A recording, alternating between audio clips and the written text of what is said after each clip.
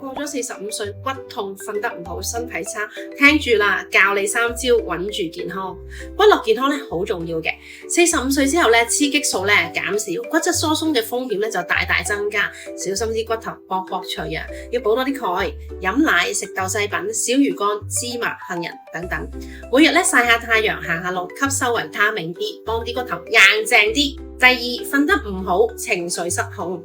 更年期咧，荷爾蒙亂晒，搞到你焦慮、失眠、情緒大爆炸。呢個時候咧，要調整好作息，仲要補充 B 族、鎂、色氨酸，放鬆神經，穩定情緒，提升睡眠嘅質素。第三，血管健康咧就要好好保護啦。呢個年紀加上進入咗更年期，心血管嘅問題咧相對會大咗好多。要食多啲菠菜、番茄、藍莓呢啲抗氧化嘅蔬果，避免加工食物。油炸嘢啊、反式脂肪酸啊呢啲，血管咧就自然變得健康噶啦。想要更健康，想知道我輕鬆度過更年期嘅小秘密，留言4-5即刻話你知。